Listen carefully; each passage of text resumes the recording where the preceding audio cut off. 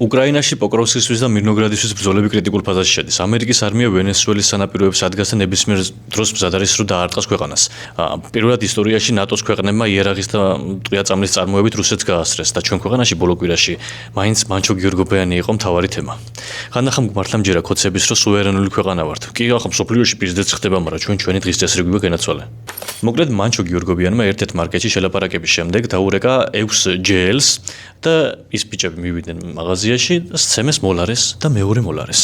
სახელი მანჩო შეიძლება იყოს ორი სახელის მანანას და მანუჩარის კნინობით ალერსობითი ფორმა.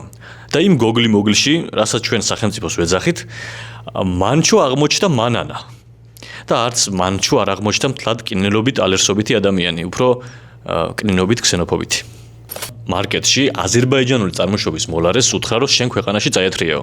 არ ამგონია რომ მანჩო მანანა მანუჩარი დიადი საქართველოს ნიკოფსიდან დარუბანამდე ნაწილად თვლიდეს ვერავაკეს სავარაუდოდ იგულისხმა რომ აი ფალიაშვილს იქეთ გაბრძანდით თუ შეიძლება. და ეს ყველაფერი მოხდა ფულის დახურდავების გამო. არ ვიცი ვერავაკეში როგორი ხალხი ცხოვრობთ ხალხო, მაგრამ ნაშალი ფული იქონიეთ მაინც ჯიბეში ყოველი შემთხვევისთვის. განსაკუთრებით თუ აზერბაიჯანული წარმოშობა აქვს, სულ გედოთ ათლარიანები და წვრილი ფული.